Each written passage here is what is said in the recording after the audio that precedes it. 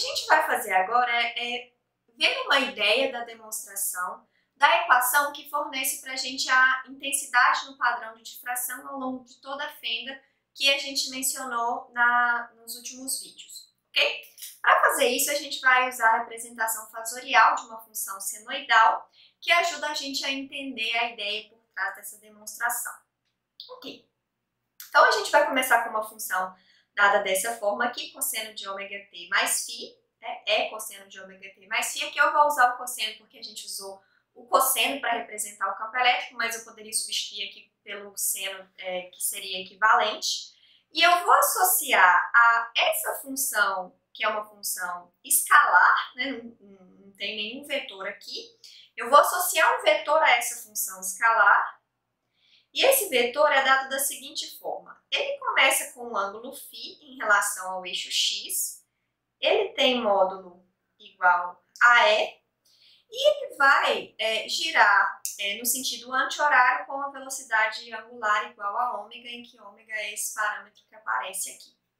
Então, nessa representação vetorial, a gente tem as três grandezas que definem quem é essa função cosseno. A amplitude, a frequência, ou a velocidade angular aqui no caso, e a fase φ, que é a fase inicial quando t é igual a zero. Ok, então o fasor correspondente é o vetor com módulo E, com velocidade angular ômega, que começa com a fase φ, com o ângulo φ em relação ao eixo x. E esse fasor nada mais é do que a representação polar do número complexo, é aí ômega t mais φ, ok? Bom, o mais importante para a gente aqui é o que acontece quando eu somo duas funções cosseno que têm a mesma frequência, o mesmo ômega. E o que acontece é que se eu tenho essa função representada pelo V1 e uma outra função que tem o mesmo valor de ômega, então isso aqui é essencial para o resultado ser verdadeiro, tá? Então aqui é o mesmo ômega. E se eu tenho essa outra função representada pelo fasor V2, então a soma dessas duas funções também pode ser escrita como uma função cosseno. E essa função cosseno, ela é representada pelo fasor que corresponde à soma vetorial de V1 mais V2. Então, se eu tenho aqui o V1, V2, eu tenho aqui a soma V1 mais V2, esse é o fasor que representa a função cosseno que eu obtenho quando eu somo essas duas, tá? Então, aqui é essencial que a gente tenha o mesmo ômega, porque essa soma só vai representar uma função cosseno, que também tem esse formato aqui, quando os ômegas são iguais, o mesmo ômega para as duas. Ok, então agora, com essa representação fasorial, a gente pode entender a ideia por trás da intensidade na figura de difração de fenda única, tá? Então, se vocês lembram, essa intensidade, a maneira correta de calcular é através de uma integral. Na verdade, aqui é o campo elétrico resultante, né? A intensidade é obtida proporcionalmente ao campo elétrico resultante ao quadrado. E a gente vai ver uma ideia por trás do cálculo dessa integral aqui. Ok, então lembrando que a gente, ao fazer essa integral, tem que chegar com todas as aproximações que a gente assumiu desde o início, tem que chegar a uma expressão desse tipo aqui, a gente vai entender mais ou menos de onde veio essa expressão, tá? Bom, então eu vou começar aqui dividindo a fenda em 4 pedaços, ok? E aqui em um determinado ponto P, eu vou considerar o campo resultante como a soma das ondas que saem de cada uma dessas 4 faixinhas. Eu vou chamar esse campo aqui de E1, E2, E3 e E4, ok? O importante para mim aqui é ver a diferença de fase. A luz é polarizada, então os campos elétricos estão todos paralelos. O que muda é a fase, tá? E aí o que a gente precisa analisar é a diferença de fase entre esses 4 raios quando eu vario a posição do ponto P. Bom, vamos começar analisando o máximo central que aparece bem aqui no meio do anteparo, tá? Então, no máximo central, a gente pode, com todas as aproximações que a gente está fazendo aqui, a diferença de fase entre esses 4 raios pode ser desconsiderada. Então, eu posso assumir que todos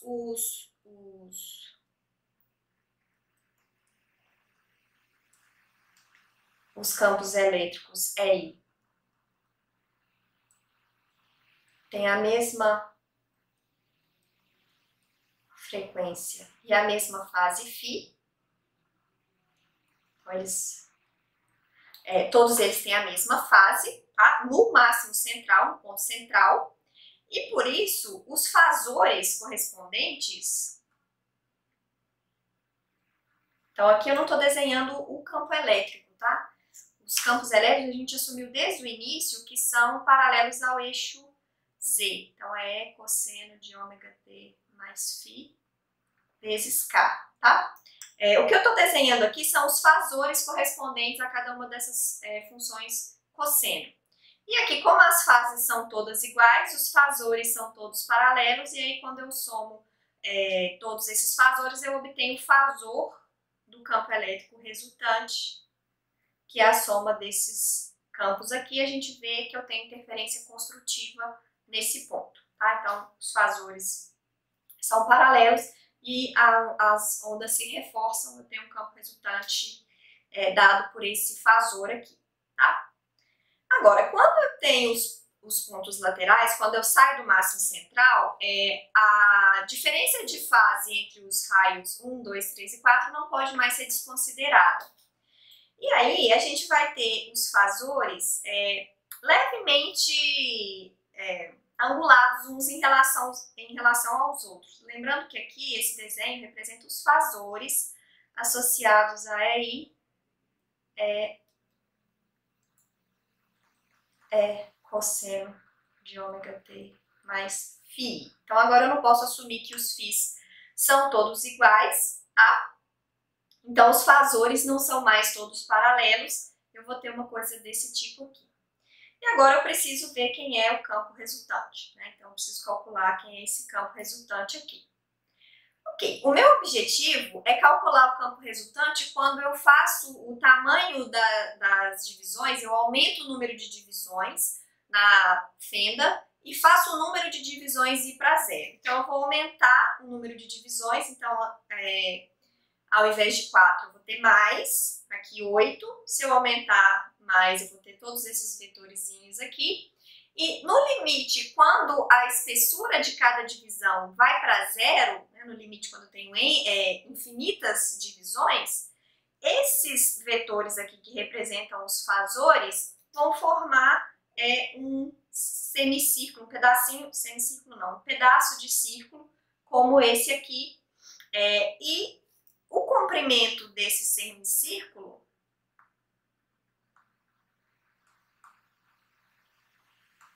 é zero, em que zero é o comprimento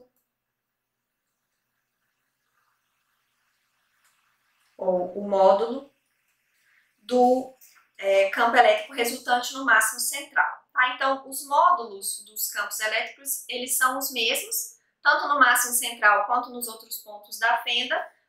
O problema é as fases, é isso que vai alterar o valor do campo elétrico ali, tá?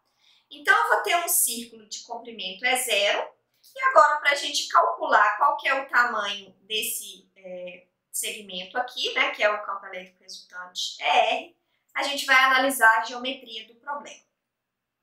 Ok, então eu sei que esse cara aqui tem comprimento zero, essa parte do círculo aqui, né?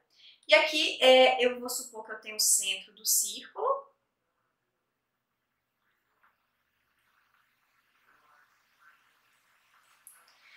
E esses ângulos aqui, então aqui é um raio, né? Esse aqui é o comprimento raio do círculo. E esses segmentos de reta aqui vão me dar esse ângulo beta, que é a diferença de fase entre o campo elétrico da extremidade superior da fenda e o campo elétrico na extremidade inferior da fenda, tá? Então, se eu desenhar a fenda aqui,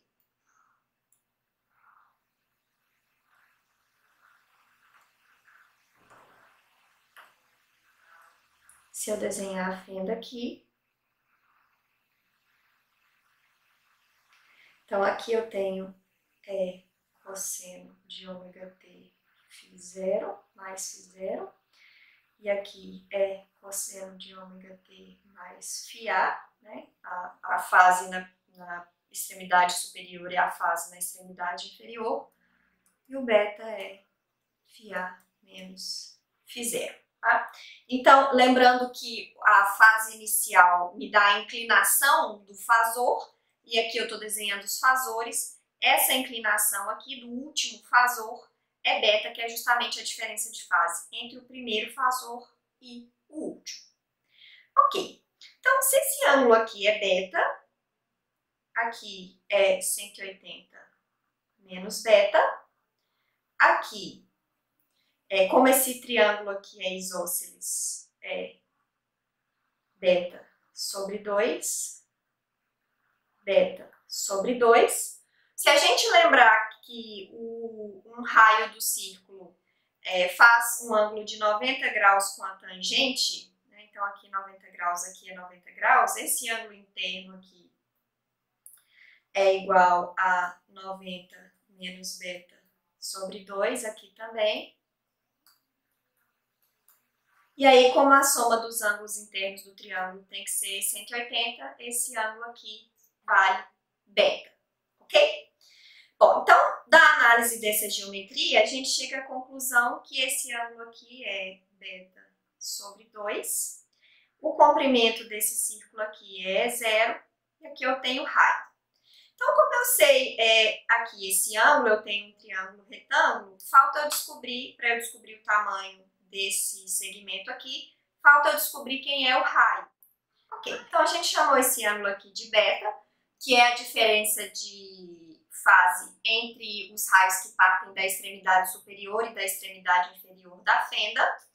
E agora a gente pode usar esse triângulo retângulo aqui para calcular o valor do campo elétrico resultante, que é o dobro desse pedacinho aqui. Então, usando o triângulo retângulo, eu consigo calcular esse pedacinho, o campo elétrico resultante é o dobro. Então, eu vou chamar essa quantidade aqui de B, tá? Ok. Então, para achar quem é o B, eu preciso saber quem é o R. E o R eu posso encontrar sabendo o comprimento desse arco aqui, tá? Então, eu sei que o arco que mede é 0, tá para 2R, que é o perímetro do círculo todo, assim como o beta está para 2π, né, que é o ângulo do círculo todo, e beta é o ângulo desse arco que eu estou considerando. Então, eu sei que R é igual a 0 sobre beta. Então, R aqui é 0 sobre beta. E eu sei também que agora o B, que é quem eu quero encontrar, é seno. Deixa eu ir devagar aqui. Eu sei que o seno de beta sobre 2,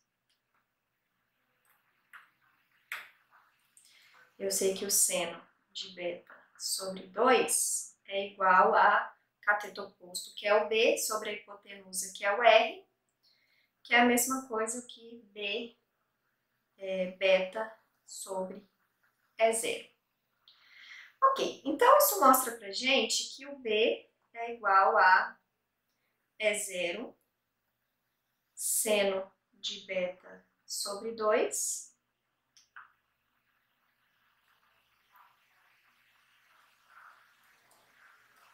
Então, B é seno de beta sobre 2.